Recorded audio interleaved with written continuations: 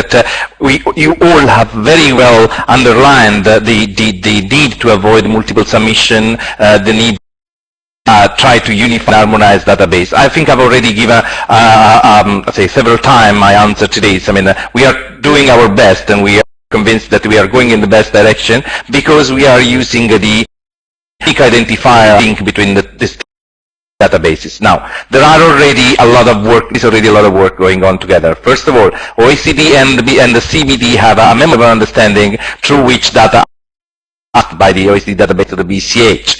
The CBD and the FAO are working together to explore how to unify the pool of that are in common, so that any decision either from FAO or from any risk assessment, either from FAO or from CBD, may be attached to the same record of the LMO, and therefore make it easier into an informatic platform to be retrieved. So we are working, we are explored all of these, and all of these because of the unique identifier that we are all using. So there are common bases.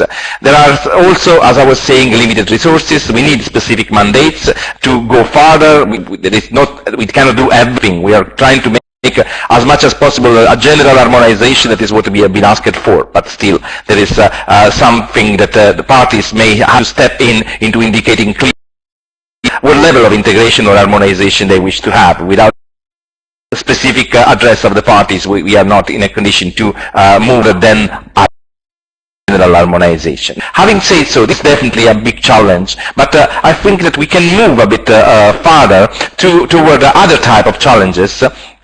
And the first one I wanted to mention is that, for example, with the CH, we have been going through the process of not merging, but actually make available the information of other databases. I refer, for example, to the Biosafety bibliographic database of the ICGB, of the detection method database of the GRC, detection method database of crop life, the list of all the decision database maintained by the Global Industry Coalition through the biotrade status. So many of these databases, all those that I've mentioned, are already, searchable, not searchable, but comparable through the BCH information that is already there. So just to give a positive example of how cooperation may bring to separate database, but at the same time harmonize better, so that looking at one database allow you to compare what in other databases contained. I think this is a very important point in the direction that we would like to follow until we receive a different indication from parties. Having said so, I would like also to ask my colleague their experience in using these data, because I mean, of course, this data, the value of this data is to be used. So I think that I would like to ask Ernesto Campo, that has been an important part of an important project, the capacity building project funded by the GEF and managed by UNEP, on the use of the BCH in more than 120 countries so far. So I would like to ask him if he can briefly address what are the challenges that he has found working with developing countries in using these databases. Ernesto, can you hear us? Hello, thank you. Do you hear me? Yes, very well. Okay, thank you very much, Giovanni. Okay, this is a rather complicated question, because things have changed through the years. When we first started working for the BCH capacity building project, it was ago. So the challenges at that time were very different than the one you have today. At the time, we needed to deal with several senior people in different countries who were not so accustomed to work with systems. Also, there were challenges about internet capacity in different countries. But nowadays, this is not anymore a challenge. You know, most of the people is very well accustomed to using online systems, web systems. But we have also been working on developing a lot of training materials, and we have been handing materials to thousands of people through the BCH capacity building projects. But the challenges that we still see that are ongoing and are a common basis for all developing countries is that most of the people that is related to biosafety is also working in several other different jobs and tasks. So the thing that in most developing countries the need to use the BCH or other databases is not so frequent. I mean, they have to go to check for an LMO or a decision once in a week or once in a month. That makes it not so frequent, and they tend to forget how to use bases. I mean, most of the people at the government levels are people that have many other things to do. So, biosafety is not the only thing that they need to address. So that is for on the other side is that there is a relation, as I said before, between government agencies and between agencies and the industry and the general public. That's part of the framework's development. Thank you, Giovanni.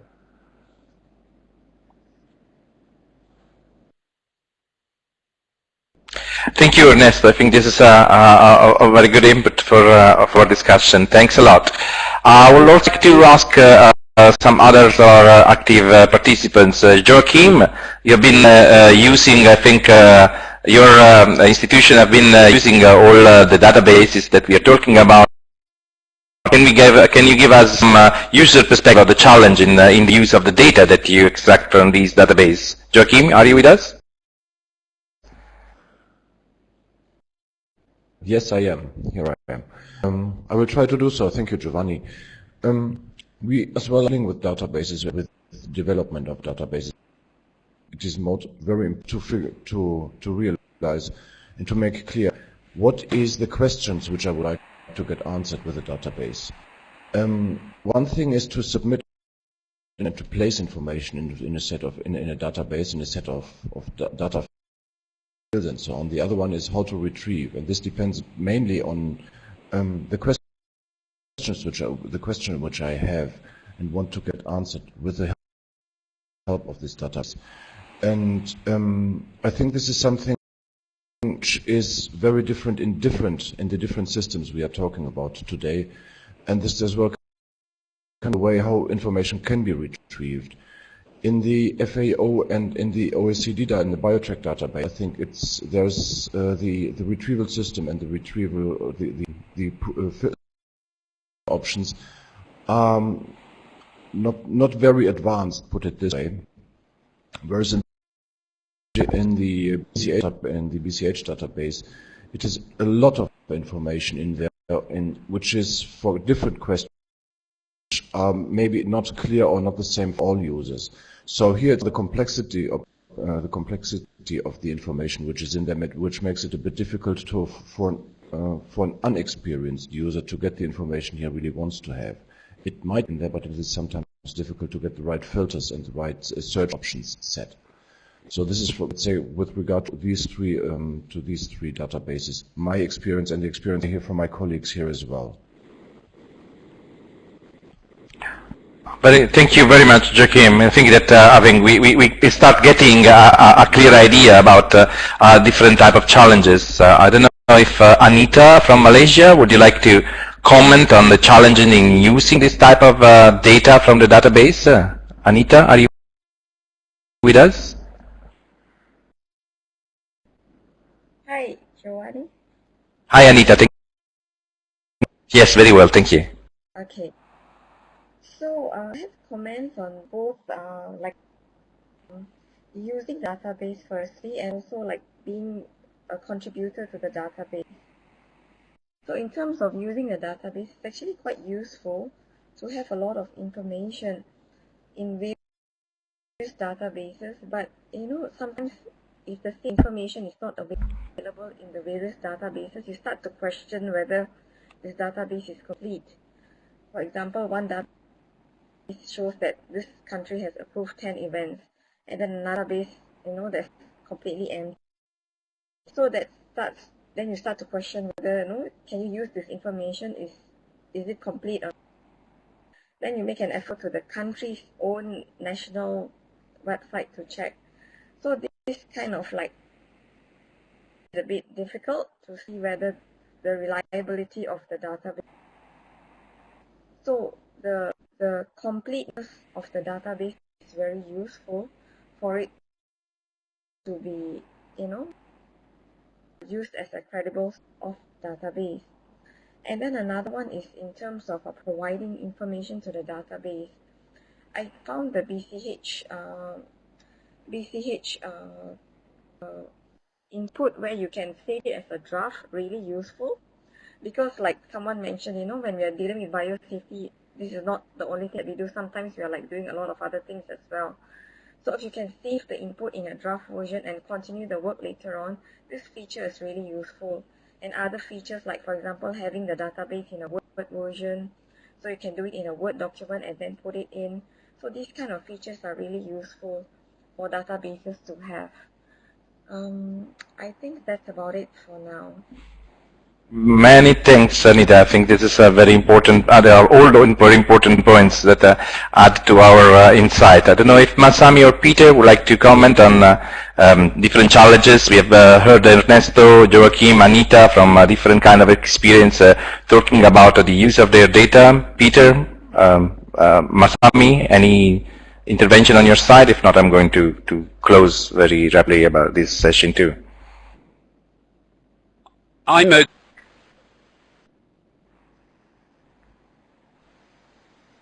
Yes, well, this is not from me, but then Giovanni, you might like to pick up some comments from the chat, because I see a few. Yeah, thank you, Masami. I can see that the last one arrived from Moebia Bundi. It says, thank you for the elaborate discussion. For topic 3, one of the practical challenge I face while using the database is trying to know the current cultivation status of certain GM crops. Data from the database may indicate that the event is approved, for example, for cultivation, but the reality on the ground is that the GM crop is not under cultivation. The database should include the current cultivation status and not just the approval.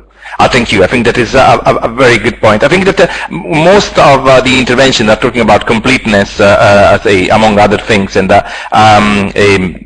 completeness of data. And I would like to mention, for example, in BCH, what we have done in the past 3 years, we have been checking other databases, and we have been checking with countries if there were discrepancies, why this discrepancy were there. Of course, we can do that because in the BCH decisions from parties are mandatories, and this decision normally should include the status. That means if it's for cultivation, it's for commercialization, if it's a limited time of cultivation, or if it's a general approval for along the territory and so on. But of course, sometimes there are discrepancies among different databases, and we are starting using these discrepancies to ask countries to be more precise, to give us more details.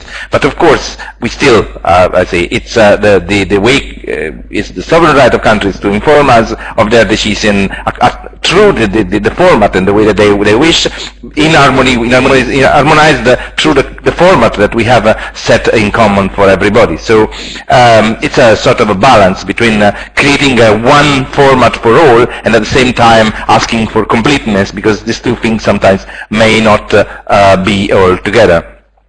I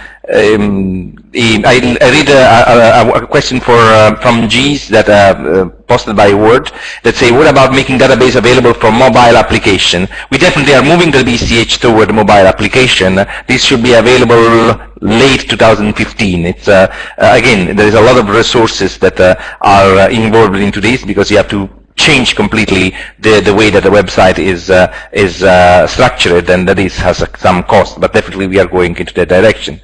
I read another question from Anasuya Baldakar, that is, BCH advised member countries on adopting the data on safety assessment directly. This could save the monetary load of developing countries. What we do is to place this document available to the international community.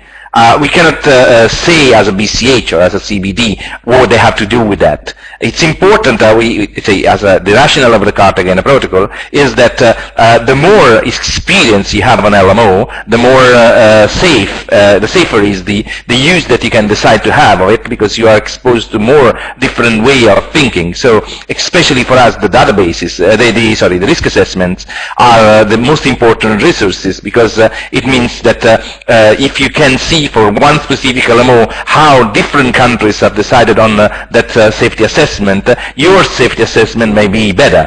And this is the way that the rationale that is behind the whole structure of all these databases, not only of the BCH. Then, of course, the way that countries decide to use that, it's completely up to the country, because, as I was saying, the country has their sovereign right of taking decision under the Cartagena Protocol about their use, the use that they want to do to make about the product of biotechnology. I read one more question from Alex Owusu-Binei. The choice and use of the data is guided by the regulatory instrument and requirements set by country in relation to the use of the database. Thank you, Alex. Yes, I think that we totally share your confirming basically what I was saying before. There are challenges. I think that is very clear. I mean, just want to try to conclude, to make some conclusion here. There is definitely some challenge that we are all facing, but I think that what comes out from this webinar is that we all use this data. We all try to make it better use in order to take better decision on LMO. So thank you very much. I think that your contribution has been extremely solid and will inform our action in the future, but also you have to bring this to at the parties level of action in order for our membership, your countries, your government, asking us specifically, indicating us specifically in which direction they want us to go. Thank you.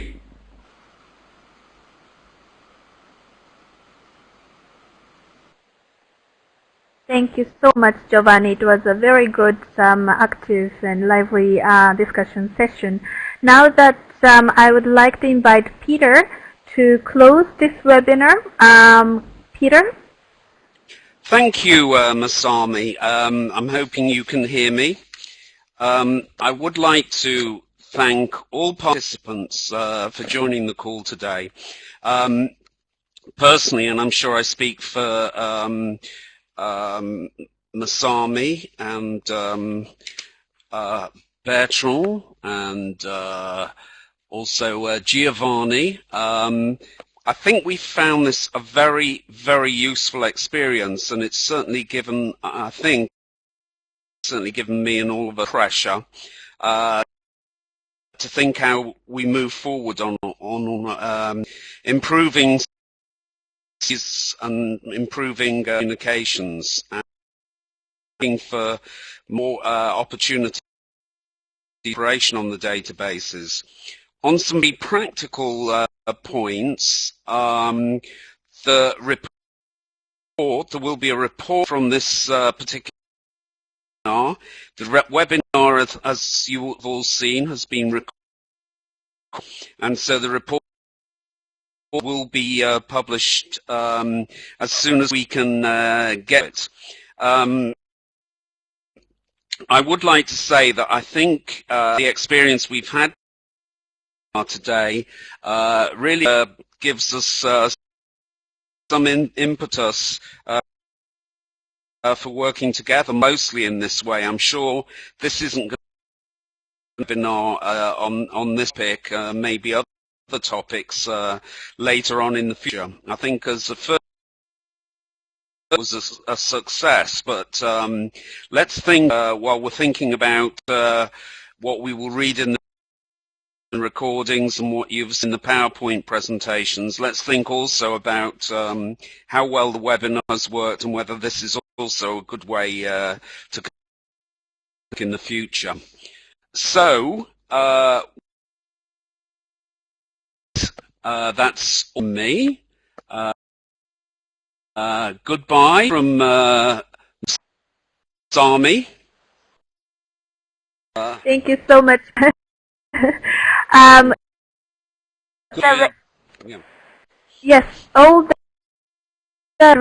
participants will receive the certificate of that attendance from our side, and then you'll be email. And I just would like to add to Peter that we thank you very much for being in the webinar, and we hope that we will have another chance of having this kind of webinar in the very near future. And then I have to say that it has been a pleasant experience, at least for me, collaborate with all three organizations and with all the participants from all over the world. And thank you so much for joining us with this webinar. Thanks. And then here with that, I would like to close this webinar. Thank you so much, everybody.